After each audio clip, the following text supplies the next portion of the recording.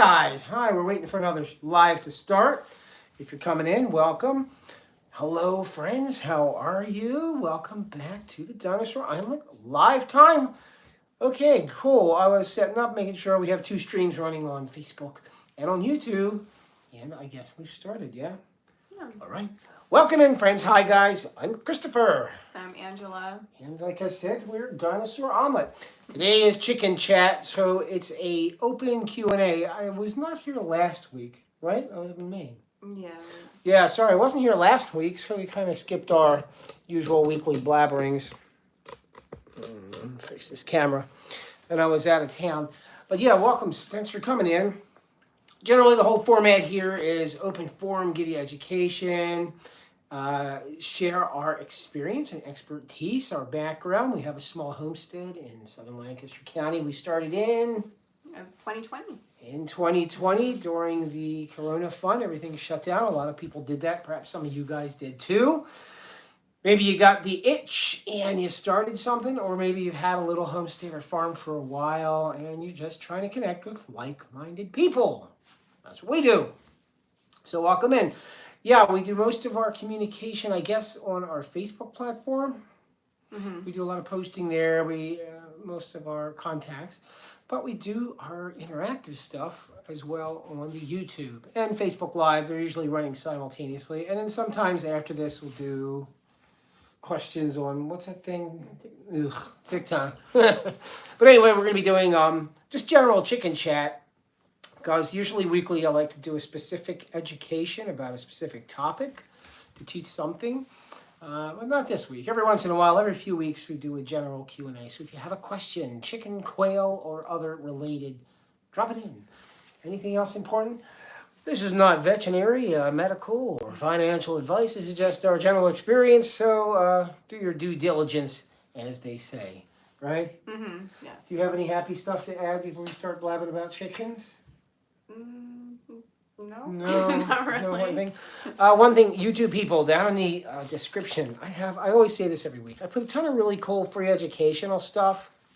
This is a Q&A for raising quail. One of our primary focus are jumbo coturnix quail for food self-sufficiency, starting your own food program. If you go back on our YouTube, you'll see a lot of quail videos.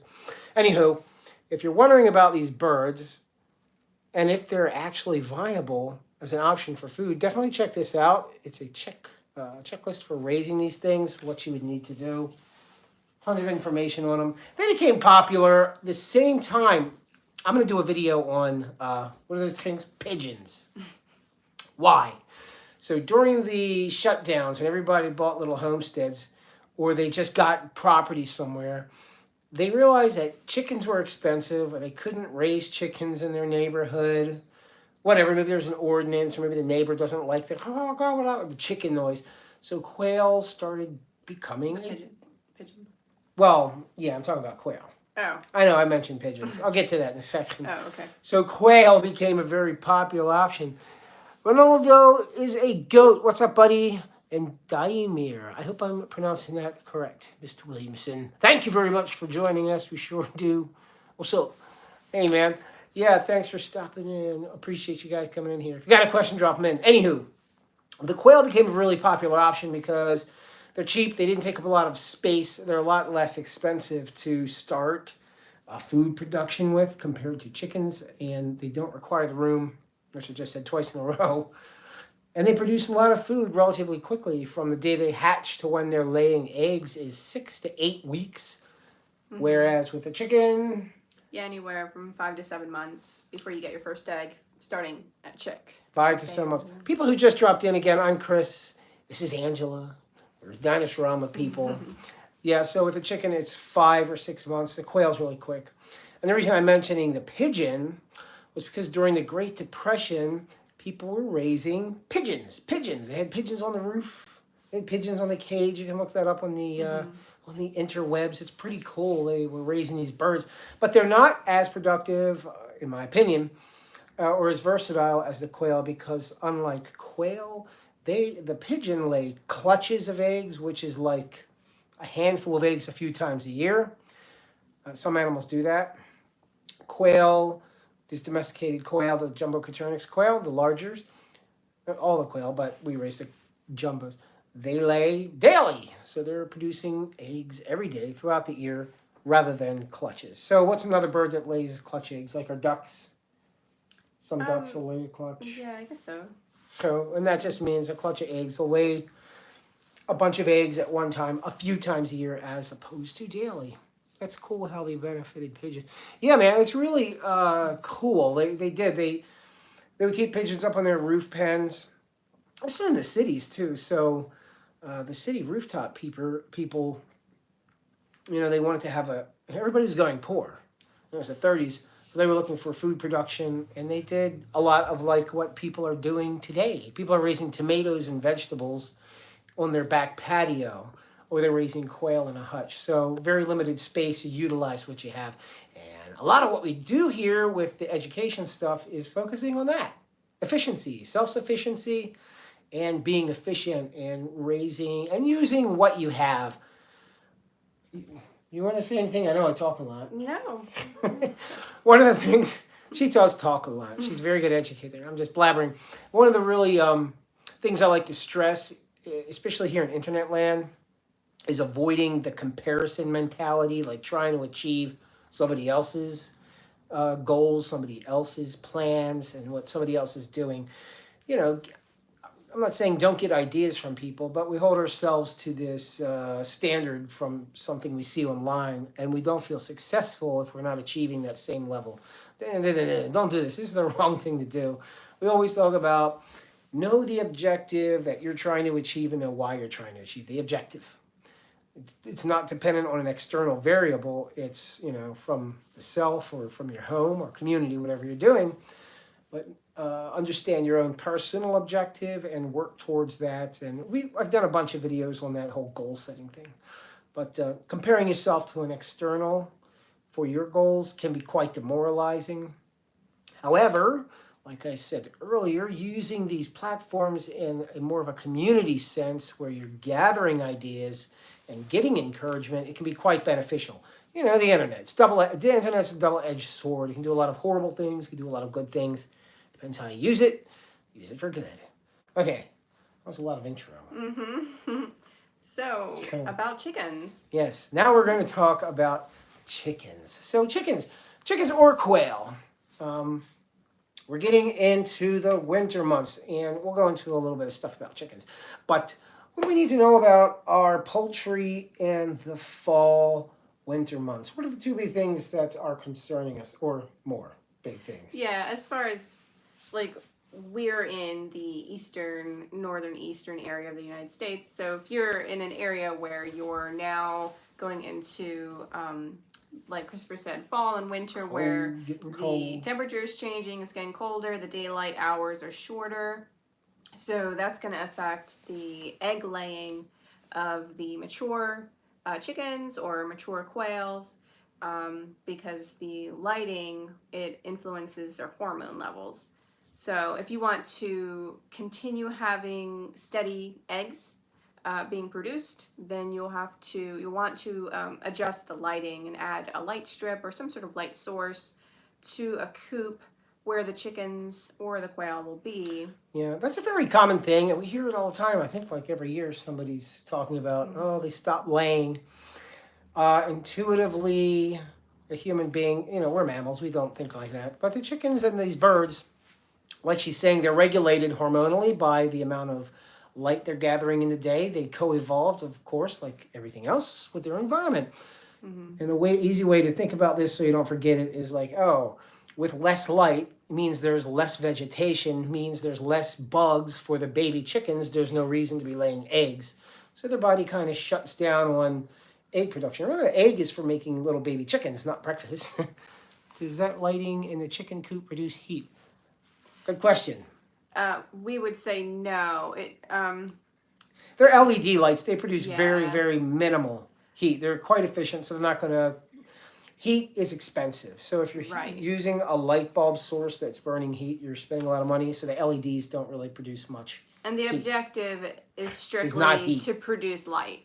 And the lighting really just needs to be bright enough so that you could hold a book, read a book by the light. It doesn't have to be like super bright, but it does need to be bright enough so that, as an example, if you're reading a book, you could see the wording.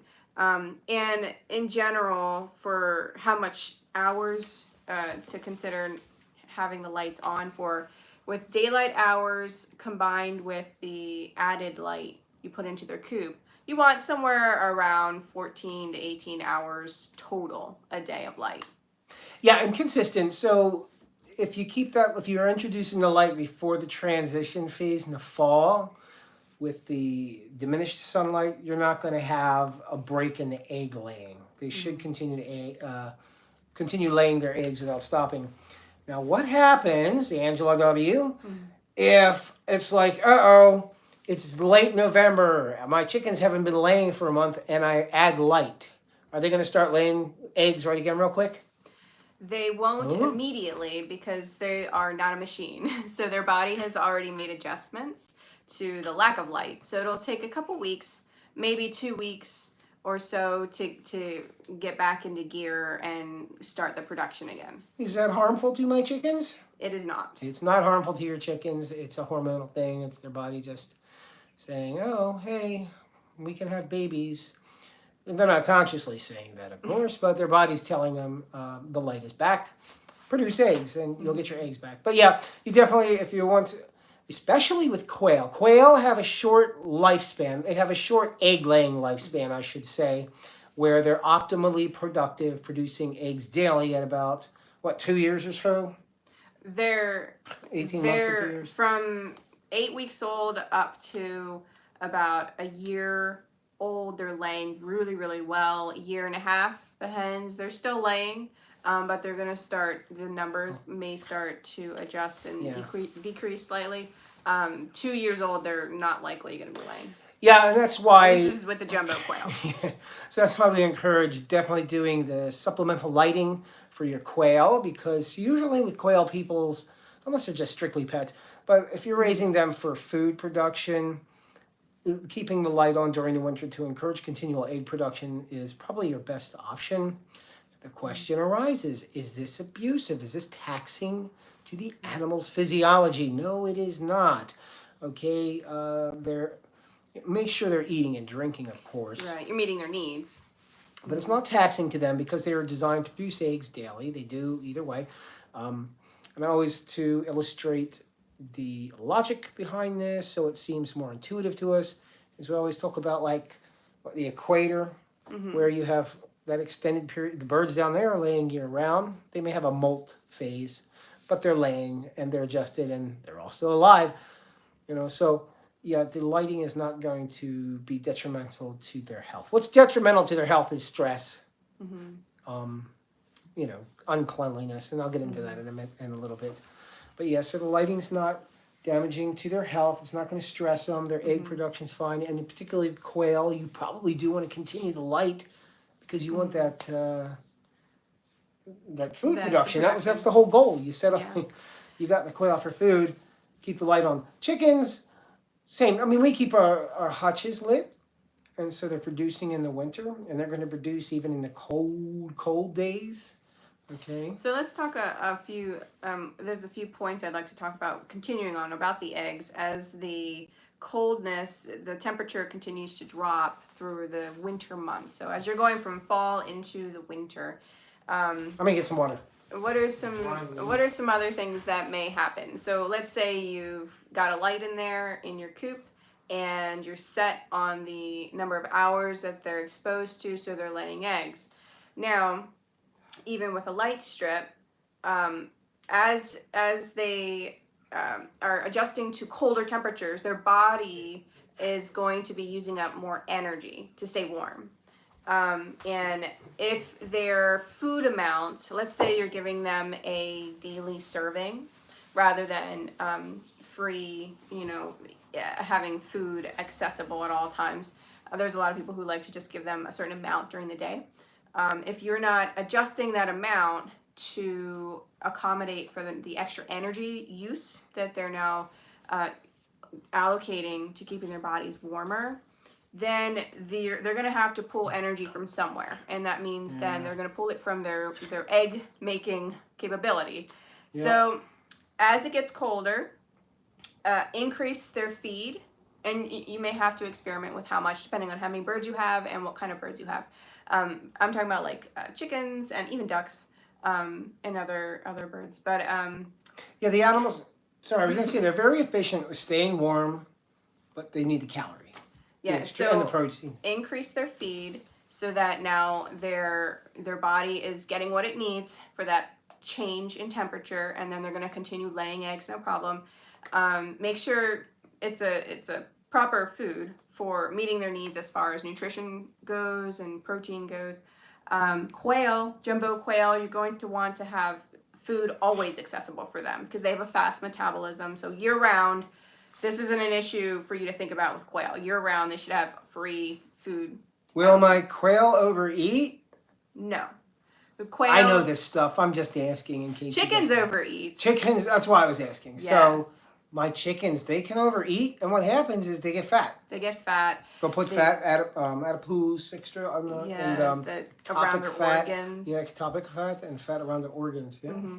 So less chickens. Quail, no. Right. Quail eat as they need it, and they just visit. They have fast metabolism, so they visit often throughout the day, and whenever they have light, they'll visit. The chickens, if they really like the food, then they will overeat it, and they'll start to gain weight, which will, in long run, that could jeopardize their health, their production, if their organs and such are working harder for the bird to be alive. However, during the winter time, depending on what you're already feeding, some people like to give them extra like corn or scratch, which is usually like broken up corn bits, or maybe like mealworms or just something extra. Corn in particular, because it will give them a little extra fat. So if they're healthy to begin with, you're giving them extra corn or scratch just for the cold months. That will give them a little layer of fat to keep them warm, but it's not the type of fat that goes like in and around their organs. Yeah. And then you cut that out. Grizzly bear fat. Yeah. The kind of fat that and keeps then them you warm take in the it winter. out of their diet when the cold weather. Yeah, we produce our own feed here. We've been mixing our own grain, and we sell a grain, but we've been mixing a grain since we had the chickens. Mm-hmm. Yeah. Anyway, we started selling it a couple of years ago.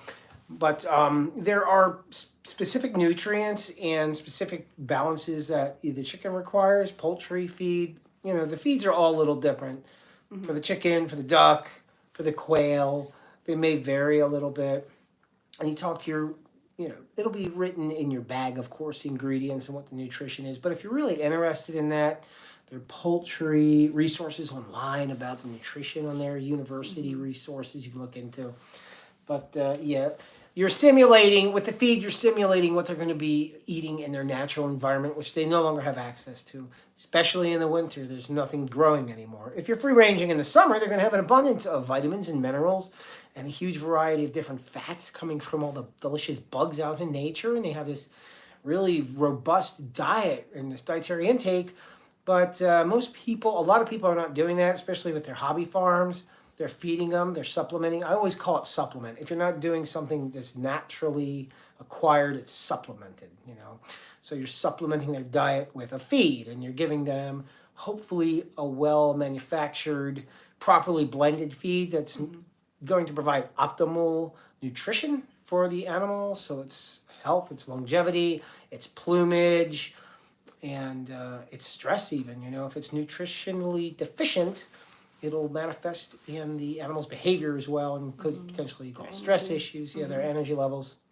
So sometimes people will experience still an egg decrease in the cold months, even when they have light, and even when they're feeding them extra food. So if that happens, it's not like a common thing, but sometimes it happens. You'll want to, again, like Christopher kind of just mentioned, you want to reevaluate your food, what you're feeding them, to make sure it is meeting their needs. Yeah. With mature egg-laying chickens and quail, generally 16, 17, 18% protein is really all they need to maintain their health and energy levels. And then, of course, something around 3.5% calcium. If it's a layer feed, it should have calcium, but they'll need the calcium to produce the eggshells around the yolk and the contents of the egg. And then also to strengthen the egg-laying muscles of the hen, both quail and chickens.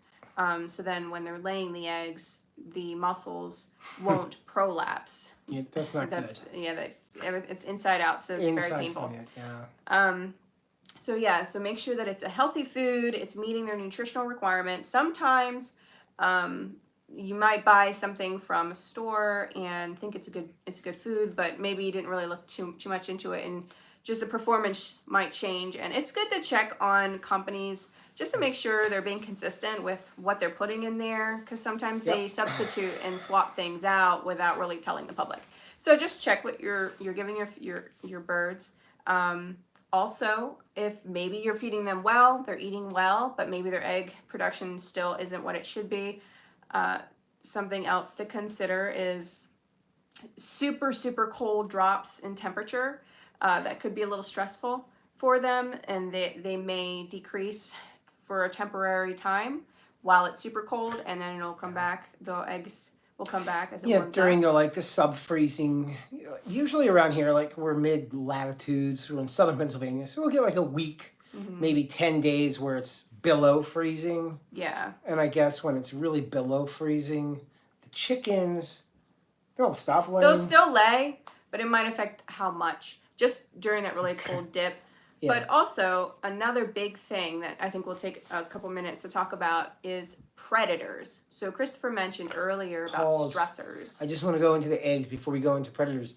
The quail continue laying, but the issue you want to watch out with quail laying egg in sub-freezing temperatures is frozen eggs. Oh. You got to collect them, because they'll freeze up, they're sitting out there for a couple hours when they have frozen eggs, and then they're still edible. You got to defrost them and eat them, but they're, when you freeze something, it's no longer that firm.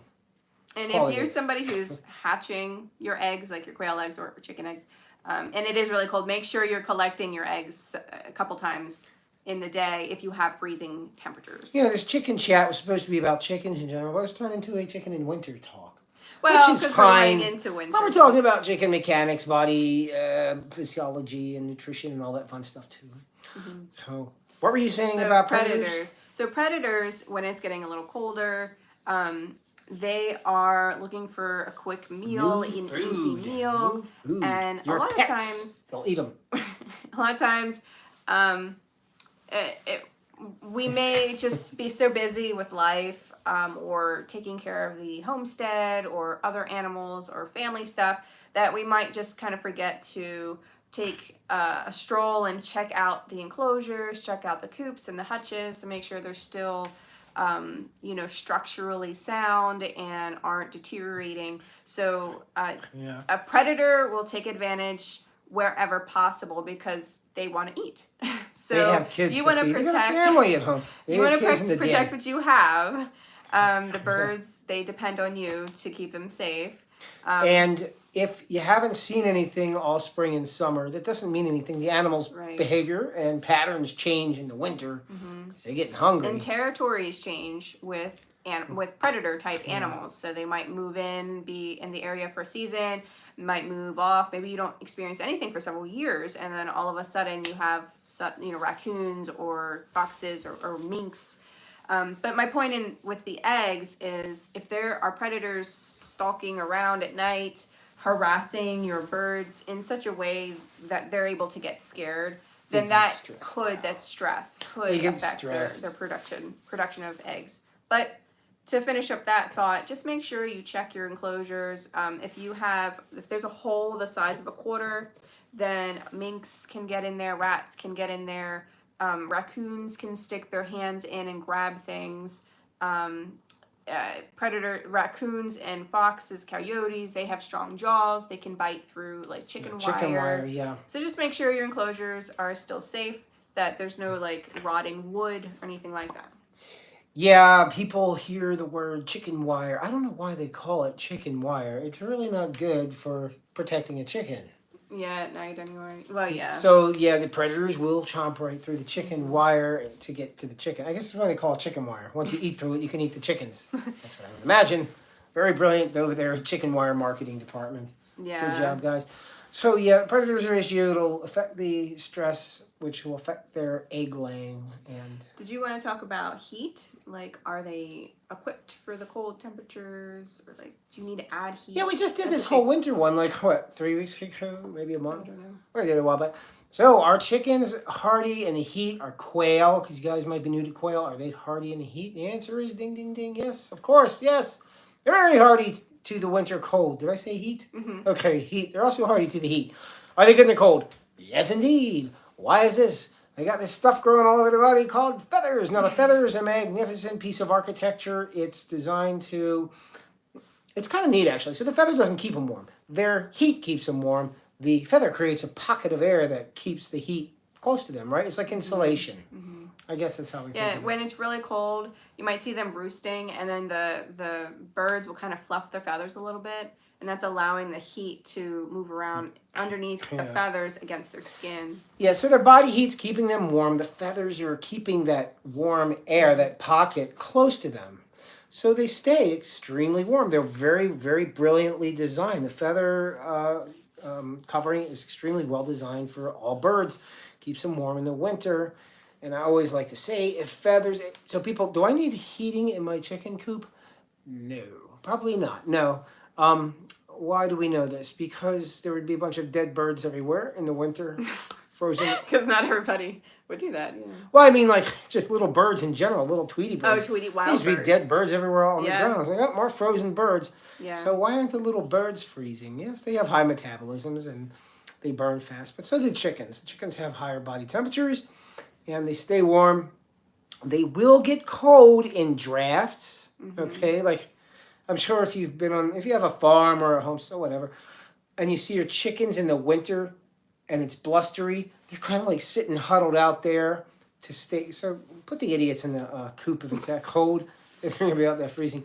But you can create a windbreak out at the exterior. Yeah, they're the trying run to that make you run. windbreaks out of each other when they're kind of sitting around like that with one another. Yeah. But yeah, inside the coop, it is important to understand that there is a difference between drafts and ventilation. So, especially when the temperatures are hot or cold, super cold, ventilation is going to allow proper airflow that's not excessive in the coop that prevents moisture buildup, and just it prevents like streams of air flowing onto the birds. Drafts will be it'll move around the air a lot in the coop, and it could be blowing right on the birds while they're trying to stay warm, and that can compromise their immune system and potentially create respiratory issues. And again, ventilation. So when they're in their coop, they're going to be going to the bathroom. So there will be A medium moisture coming from that, moistures, and yeah. also acidity to some degree developing from that. And ventilation will keep that flow enough so that it's comfortable and ideal for their health. Does that make sense? Right? Like if it's a sealed up box, there's no air flowing. So when everybody's in a sealed up box and they're breathing, There's they're condensation and moisture. steaming up, and that moisture has nowhere to go. So it stays in there. That's how the diseases and the germs start to grow. And then it's warm, because the chickens will actually warm up that cold area, at least in the area they're in, and create problems like that. So the ventilation allows the moisture out. It allows off-gassing if there's anything in there to get out, and brings in fresh air too. But mainly it's going to ventilate out that moisture and give them some airflow. But again, like the draft. The drafts is kind of like keeping the door open. Yeah, if it's wintertime and you have a fire going in your living room, but then somebody opens the window and then suddenly all this cold air is flowing in, and it's like really disturbing of the environment. Yeah, same with the chickens. Now, do they need a heat lamp? Everybody's like, need a heat lamp. You want to put a heat lamp? No, the heat lamp I would recommend against. Oh, God. If you get on the internet and you say anything like this, you can never make everybody happy. What are you talking about? I put a heat lamp in with my chickens. They're very happy. That's cruel. You don't give them a heat lamp. I'll be told I'm cruel for not putting. No, seriously, but no, they don't need a heat lamp because they have their feathers and they have their buddies and they're huddled together. And the problem with a heated coop is what? The stress of hot, cold, hot, cold. Yeah, so birds in general are more susceptible to respiratory issues. So when you have a heated space and then they go out into the cold when they're released from their shelter, then that's a really big abrupt change in temperature. Yeah. And that can compromise their immune system. Also, same thing if perhaps you lose power and the heating source goes out, or the heating source just fails. Same scenario. The temperature is going to change pretty dramatically for the birds, and that can compromise their health. It's much easier for them because in the coop they are warm with their feathers. If it's properly ventilated, the house itself isn't going to be overly cold. You can add extra bedding in the house as well, just to create a little more insulation. And of course, you will want your chickens or your quail to have buddies, so that they can kind of they'll sit close together and they'll increase heat just by their bodies being close together. You don't want to have a single bird or two birds. So a lot of times people who don't have animals like birds or chickens, don't have chickens, like, oh, I like the idea of having a pet chicken, so they want to get a pet chicken. Why is it not a good idea to have a single pet chicken? They're very social creatures. And so that will keep them happy, healthy. They're talking all the time. They talk all the time with their buddies. Unless you plan on interacting with this chicken all day long. Yeah. And then at night, if they're in a coop, like I had just mentioned, they will get cold when it's just themselves if the temperatures are really cold. Yeah, so they're social. They do like to have a buddy around. And then, of course, the other last thing about having a heating source in your coop is it is a fire risk. Some heating sources are, I suppose, pretty safe, but it is a risk with a lot of other types. But ultimately, the chickens and quail are well adapted. It's unnecessary. And don't need that. Yeah, you're risking them becoming sick by going in and out of their coop with that hot and cold temperature change.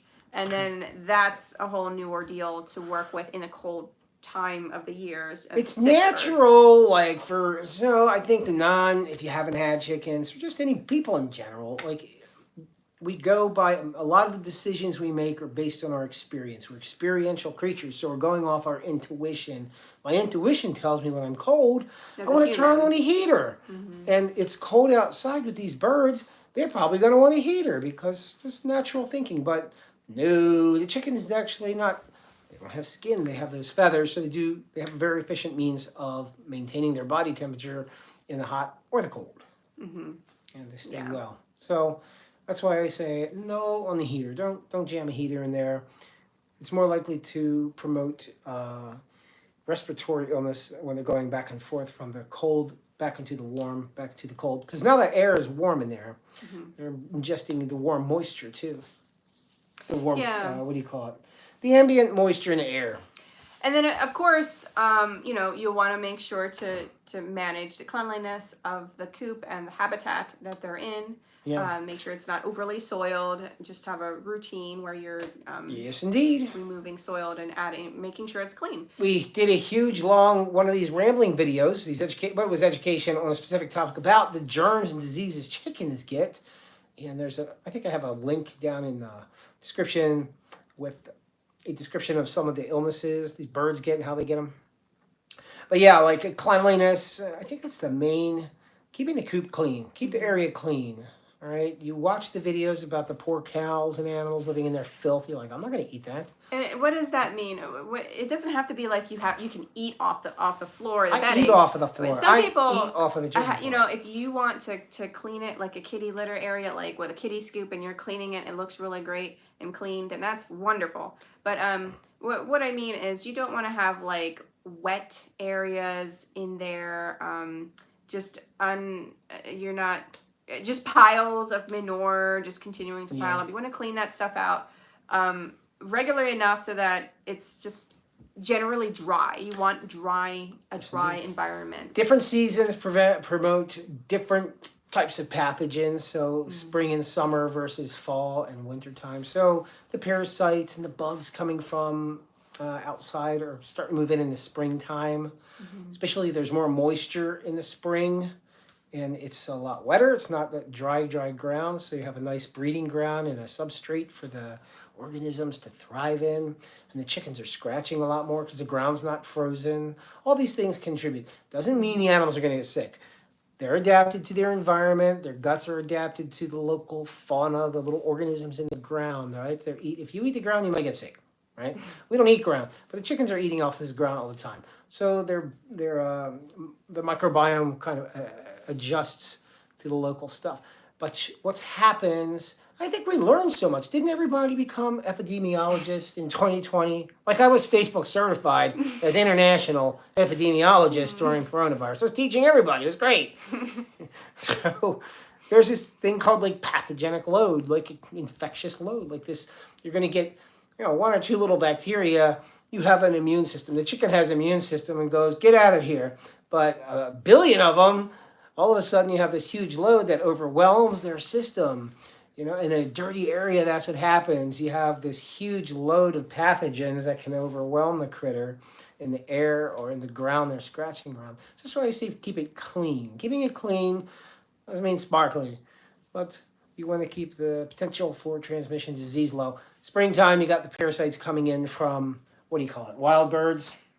Well, yeah, so I did want to mention, if you have chickens, this isn't really something with quail that you really notice, but chickens, you will likely at some point, if you have chickens for, a good while, there's a good likelihood that you will experience either mites or lice. And those are two different types of parasites.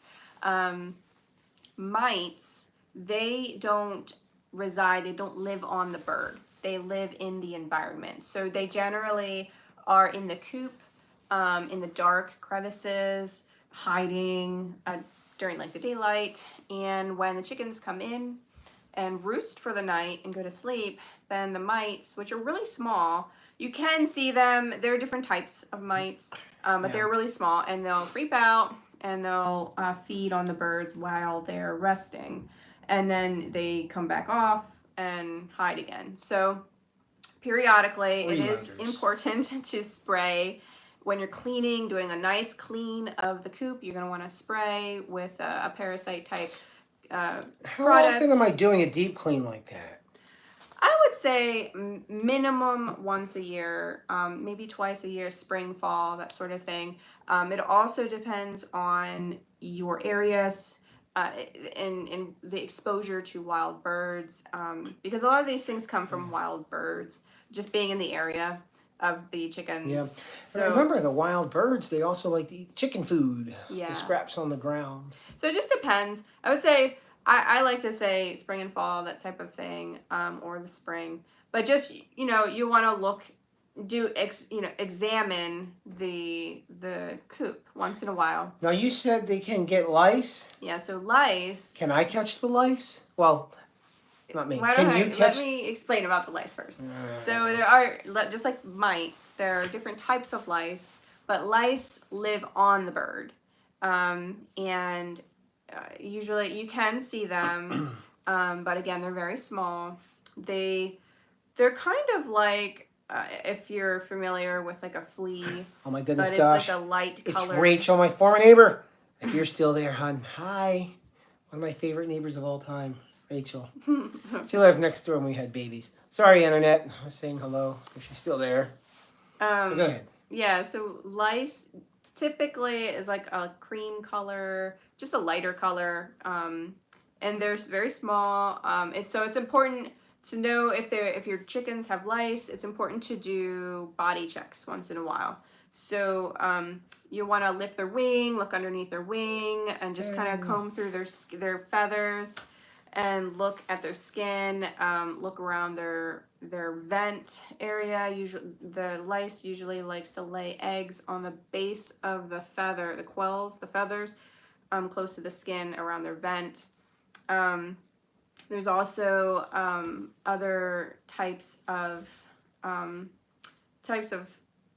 I don't know if they're mites or lice. I think they're mites, scaly mites, and those ones actually affect the legs. We have of an the chickens. important message from one of our lovely viewers. Oh, okay. It was Rachel. She left a message. I love all your posts. She said hi. Thanks, hon. Yes.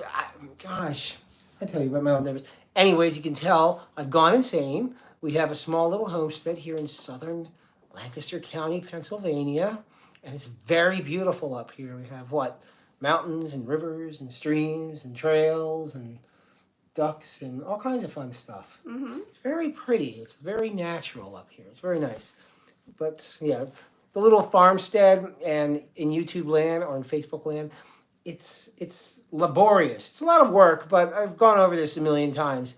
If you sit and watch television, your life is an empty thing. You don't feel any reward. When you do something, when you're engaged in an endeavor, it's extremely rewarding. You accomplish something. Can I bring the girls to see your homestead sometime? I'm going to say yes. I'll have to clean it up because it currently is kind of a pigsty, but yeah. Yeah, that would be awesome. In fact, I tell you what, I'll take you on a personal tour of the beautiful trails and mountains and hills because it's really, it's like a vacation spot. Wouldn't you say? Mm-hmm. We go. Are you okay? Did I interrupt your train of thought? Oh, well, I don't know if you want to continue personal conversation on a different...